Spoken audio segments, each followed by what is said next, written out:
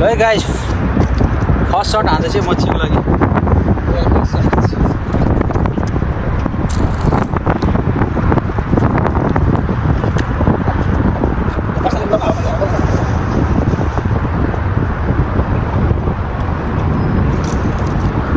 हातबाट मच्छी नपर्यो नि मेरो साथीको हातबाट माछा पर्यो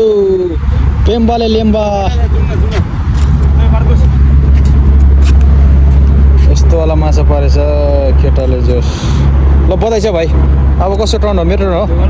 ल है फेरि पनि हामीलाई माछा आयो ल गाइस फाइनली हामीले ठुलो माछी पकड्यो माछा बहुत बडा मच्छी उडी कति ठुलो यार